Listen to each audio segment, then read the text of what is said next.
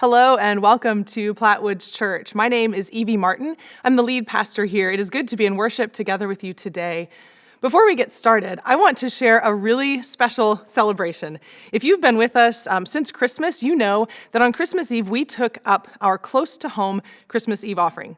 And 100% of that offering is given away to help people in our community who are displaced from their homes, refugees coming from other places, or people who are home insecure right here in our own community.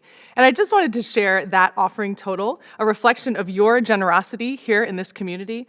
We collected on that night $74,253.03. So just take a moment, clap wherever you are.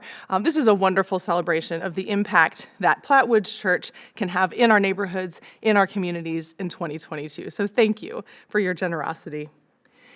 In 2015, Disney Pixar released a really amazing movie called Inside Out. If you're in the phase of life where you've only seen animated films for the better part of a decade, you've probably seen it. If you haven't seen it, you should. The movie takes us inside the mind of a girl named Riley, but Riley is not the main character. Her emotions are. So along the way, we get to know joy, sadness, fear, anger, and disgust. Psychologists for a long time have identified these 5 as our core emotions from which all others are born. Although now some would argue that there are really only 4, that disgust actually falls under anger. But the movie explores how these emotions drive us and shape our behavior and our memories. It's a delightful and thoughtful hour and a half of entertainment. But as we look at those 5 or 4 characters, joy, sadness, fear, anger, and disgust, do you notice that the majority of them we might classify as negative emotions? Only joy is a core emotion that we cast in a positive light. Now, emotions themselves are not really positive or negative, but the ways that we allow them to manifest can affect our well-being over time. We look at that list, and none of us wants to dwell for long periods of time in anger or in fear or in sadness. They're always there. They are a part of how we experience the world, and we become wiser when we understand them. But only joy stands out as a place that we could spend endless amounts of time and never grow weary. This is important to note because as life comes at us, we naturally react to it emotionally. And statistically speaking, joy stands the smallest chance of winning out over those other 3 combined. This says to me that if joy is something we want to possess or be known for in our lives, it's something we must consciously and consistently work to cultivate. Our natural state of being may not, over time, default to joy. So this series is intended to help us do some of that cultivating work. Where is the joy? Particularly in the reality of life that is hard, where struggle and suffering are real every day, where anger is an easy and prevalent response. Everything in the world seems frightening right now, and we as a human race are filled with sadness over all that we have lost and how we have treated one another. In the pie pieces of our lives, those 3 seem overwhelming, but there is still and always that 4th piece. Joy is always there. Last week, we defined joy as a spiritual radiance that comes from a deep sense of well-being, regardless of our circumstances. It's not a plastic happiness, but more like a reservoir filled with the truth that we are well in all things because God is near. We can draw from this reservoir then when our circumstances are harsh and dry, and we can fill it up when they are verdant and calm. Joy is implanted within us by God from the moment we are created. It is at our core. And it is what Jesus seeks to draw out of us again and again, as he says in John 10:10, "I came that they may have life and have it abundantly." We began the series asking, where is the joy in the daily grind of work and stress? And today we dive into another New Year hot topic, health. If you were to guess at a list of the top New Year's resolutions in America every year, what do you think they would be?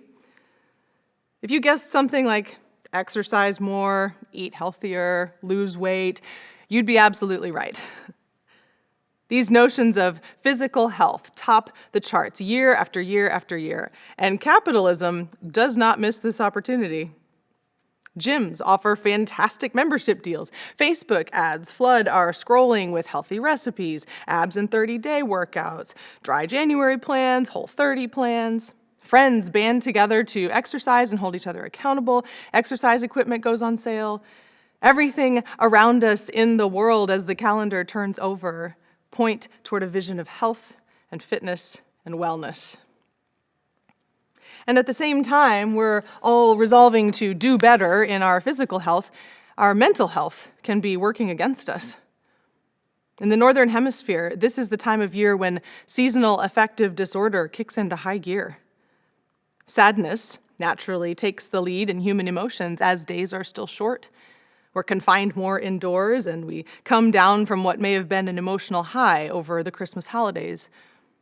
Depression, both short-term and chronic, are aggravated at higher levels this time of year.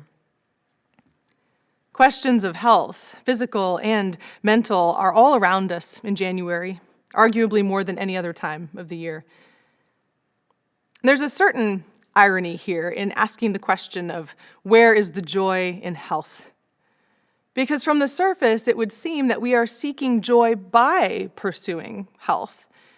We want our bodies and minds to be in sync. We want to feel good. We want to look good and perform well, and perhaps then that will make us happier. And yet, I think there's a good reason these grand ambitions to diet or work out more or get stronger or spend 30 minutes a day in meditation right off the bat fizzle out quickly for the majority of people. We think we will find joy quickly, but instead we come up against obstacles to joy in our pursuit of health. The first of those obstacles is a whole barrage of toxic messaging. The picture of health is marketed to us, not generated by us. So we have it ingrained into us from young ages even what a healthy body is supposed to look like, what it is supposed to be able to do, what kinds of food are good for it, which ones are not, how we should be able to achieve this picture of health. Anything about us, then, that doesn't align with that cultural narrative of health makes us feel bad about ourselves or discouraged that we will never be healthy in the way the world says we should be healthy. We're sabotaged almost from the start by this toxic messaging. We know this just from the statistics and stories around young people and body image. It is so devastating to me to see and hear young women hating their own bodies because someone, the internet, YouTube, medical professionals even, whoever, has convinced them that their physical existence in this world is something other than absolutely beautiful and miraculous. The same is true for young men, and even more so for non-binary or transgendered individuals simply trying to figure out who they are in their bodies. We are socialized to self-deprecate and denigrate. And it's not just young people. We're all affected by this. We all struggle to claim the beauty and goodness of our physical bodies. We did an entire sermon series last January called Embody to try to speak to this struggle from a biblical perspective. You can always go back and check that out again in our sermon archives online if you'd like to hear that encouragement, if you need that in your life. Somehow, the wider cultural messaging around health leads us into that similar struggle to be kinder and more loving toward our bodies. And then, while we've made great strides with regard to negative messaging around mental health in our culture, there are still roadblocks for people battling anxiety and depression. It is still exceedingly difficult to reach out and get the help that is needed because of that fear of how others will see you, maybe as unhealthy. The road to good mental health is lit up with billboards of toxic messages, too. Along those lines, I'm excited to tell you that Plattwoods Church is hosting a third event in our Courageous Conversations series at the end of this sermon series. This one is around the topic of depression and faith. It's something we need to talk about more from a faith perspective. The church is often silent on things like anxiety and depression and mental health. And yet so many of us in our congregations struggle with these things. So you'll be hearing more details about that soon, but hold the evening of Sunday, February 6th open. It will be a meaningful conversation for us all. A second and very related obstacle to finding joy in health is comparison. You've probably heard the very apt saying, comparison is the thief of joy. We can feel the truth of that in our lives in so many ways. For all of its benefits, social media has ruined our lives in this way, I think, when we are in a constant state of comparing our lives, our homes, our kids, our jobs, our food, our vacations, our experiences with other people's. We find ourselves feeling fairly joyless, dissatisfied with our lives and ourselves. Comparison has stolen our joy. And this is absolutely true in our pictures of health. When we're looking around at how other people are healthy or how we perceive them to be healthy, both in body and in mind, we will never be satisfied with the ways that we are healthy or realistic about the ways we'd like to be healthier. I may be the actual worst about this. I have a fitness app through my health insurance company. And on a pretty regular basis, they'll have these virtual fitness challenges that you can sign up for with other app users all across the country. And it's meant for encouragement and accountability because we do these challenges together virtually. So in the fall, I did a daily step challenge with 3 other people who I've never met, never will. We were a team together, and our cumulative total of steps was what would determine the score at the end. It's supposed to be collaborative. Well, it completely backfired for me because right out of the gate, I was so proud of my 7,000 steps per day contribution until I saw George and Marilyn from Vermont logging 12,000 plus steps a day, day after day after day. Comparing my totals with theirs completely demoralized me to the point that I sort of quit trying. Needless to say, our team did not win the challenge.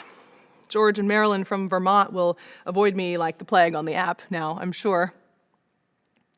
This may say more about my own personality flaws and motivators, but it also points to the obstacle of comparison when we're seeking joy in health. When we think we're supposed to be healthy in the same ways other people are healthy, we're missing the mark, and it won't benefit anyone. A third obstacle to our joy in health is our tendency to binge. We've all done it. We'll dive headlong into something, fully immerse in it, maybe oversaturate ourselves and then fizzle out quickly. Our pursuit of a quick fix or immediate results or satisfaction leaves us wanting pretty quickly. We all know what binging is. We've all done it with television, right? In the year 2022, this calendar year, how many of you have already sat down and watched an entire season of something on Netflix? We can't help but consume it all at once, maybe in a weekend, maybe even in a day. That's nuts, right? Our younger selves wouldn't believe us if we told them that this would be possible. But the same applies to our health lives. Think about exercise trends or fads you may have dived into, purchasing the right clothes and gear and accoutrement, all of which now reside in a corner of your basement or have long since found their way to a swap and sell. I'm currently in the middle of 30 days of yoga with Adrian on YouTube. Who wouldn't want to be great at yoga in just 30 days? I'm on day 9. You'll note that it is the 16th day of January. You can do the math there. I suspect if I stick with Adrian, it may be more like 90 days, not 30, but we'll see how it goes. There can be benefits to some immediate and intense actions in exercise or diet or mental well-being. Maybe we just need a jump start. But for the most part, our tendency toward quick fixes doesn't pan out for us, because lasting health isn't an achievement, it's an ongoing way of life. We become disappointed when we can't establish or accomplish it quickly. For all the obstacles there are around finding a deep reservoir of joy in our relationship to our health, there is in fact much hope. Our bodies, our minds are our home. They are where we live our entire lives. So they absolutely should be a place where we find deep well-being and experience joy. Our faith and our scripture give us a foundation that can stand up against these obstacles we've named. While we don't necessarily find prescribed workouts or a week's worth of healthy meal plans written out for us in the Bible, we do see the celebration of health and wellness, the value and gift of our minds and bodies to God. There's a verse in the Psalms that I sing as a lullaby to my kids some nights. I want to make sure they know it at the core of their being, their whole life long. For you created my inmost being. You knit me together in my mother's womb. I praise you because I am fearfully and wonderfully made. Your works are wonderful. I know that full well. These words center us in God's creative work. They echo back to the creation story where God made humans and called them very good. There is no definition or description here of what a good body or a good mind or a healthy person is. We are all creations, equally and wonderfully born out of God's imagination. Our health and our pursuit of it should be a reflection of this love and care that God has for what God has made. Later in the New Testament, of course, we see Jesus busy in so many stories at the work of healing. His concern and care for people includes the health of their bodies, restoring them to working condition that allows them not to be some image of perfect, but to be in right relationship with themselves and with others. He didn't heal every sick person he encountered, but the ones he did were all restored in their bodies, but also to their communities. For Jesus, health seemed to be about more than just the body, but a broader wellness of the whole person. Later writings in Romans remind followers of Jesus the sacred place their bodies occupy for God. So, brothers and sisters, because of God's mercies, I encourage you to present your bodies as a living sacrifice that is holy and pleasing to God.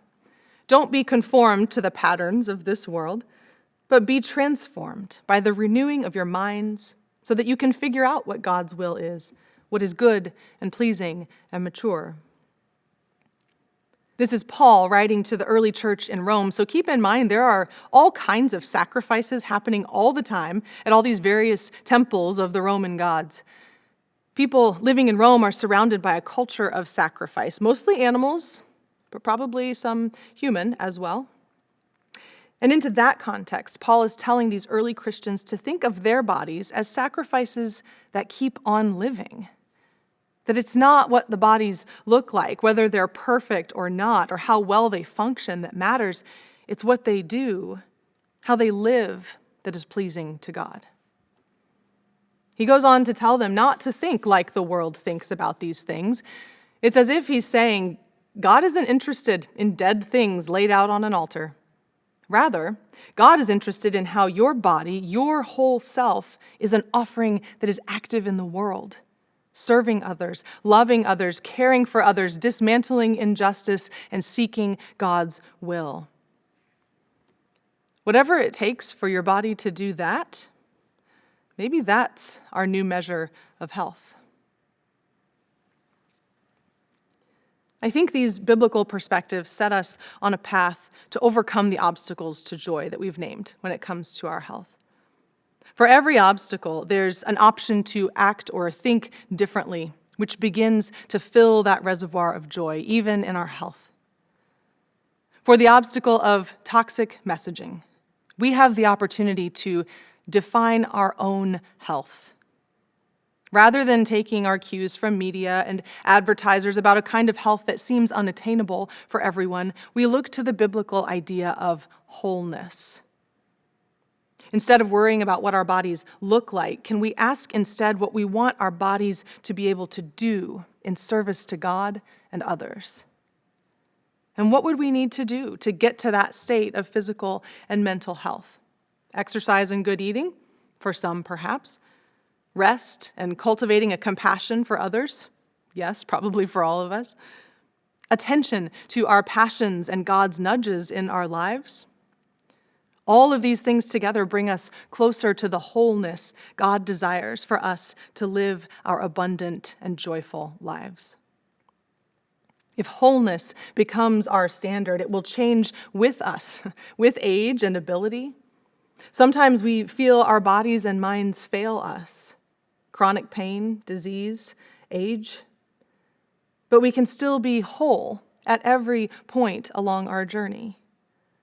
It will look very different at each step along the way, and probably none of it will look like what America is trying to sell us. But there is no end in this life to the ways our bodies and minds can be conduits of God's love and grace for others. We can find joy when we redefine what healthy means. Wholeness. For the obstacle of comparison, this one is so hard to combat because we face it every single day, but the alternative action is appreciation. Instead of running the inner monologue of everything that's wrong with ourselves compared to others, can we lean into Psalm 139 and give thanks for everything that is wonderful? I praise you, for I am fearfully and wonderfully made, it says. When comparison has stolen our joy, start a new list. Thank your body for what it has done for you today. Appreciate the scars and the stories they tell. Thank your feet for their hard, grueling work. Be grateful for the few extra pounds that are keeping you warm in these cold winter months.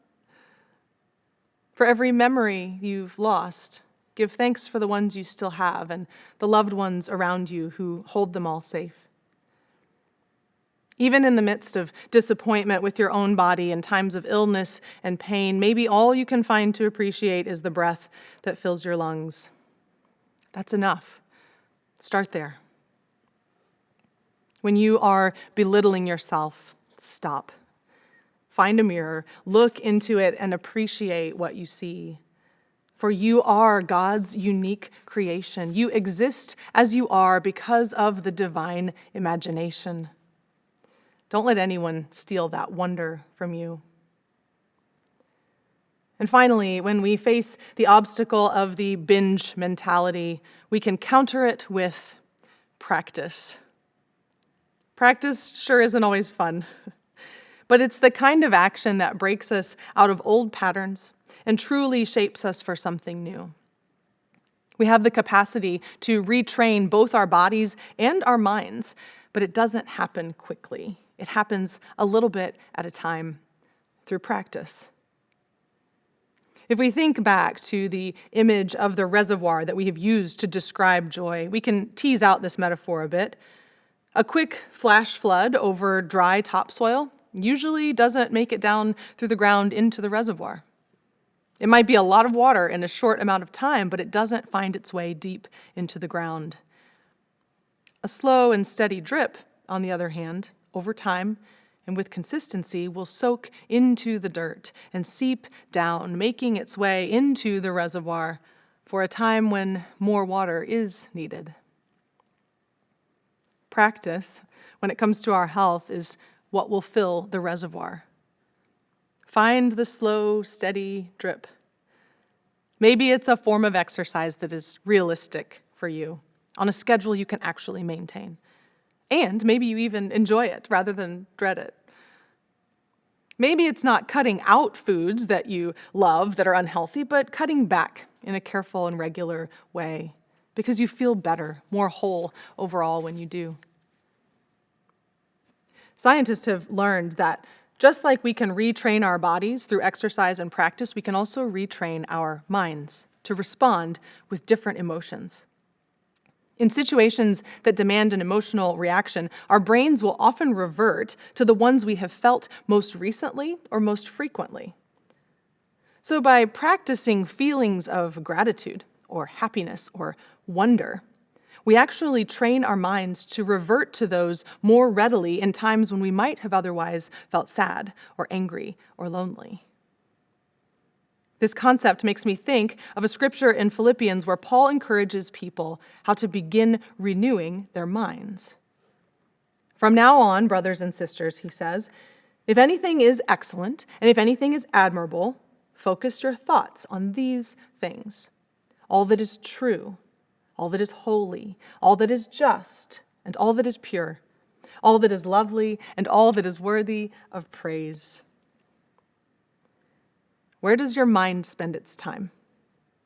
Do you often think of lovely things, just things, excellent things? If you spent 30 seconds twice a day centering your thoughts on these things that Paul suggests, would it change how you feel about yourself or others? How can we practice in body and in mind things that will bring us deep and lasting joy? If getting healthy or being healthy is part of your desire for 2022, I hope it truly can become a source of joy. We are fearfully and wonderfully made, and God desires wholeness for us, even when we have forgotten that aim. We can't arrive at wholeness quickly, but with practice over this year and in the years to come, our lives can become full in the way that Jesus desires. Will you pray with me? O God, creator and life breather, we do not always appreciate what you have done in the very making of us. Forgive when we take your handiwork for granted. In this season of resolution, amidst a culture of comparison and commerce, grant us a new perspective on ourselves, on what it means to be healthy and whole. As we seek joy in our own health, may we find it as we commit our bodies and minds to loving you and serving others. In the name of Jesus Christ, our abundant life. Amen.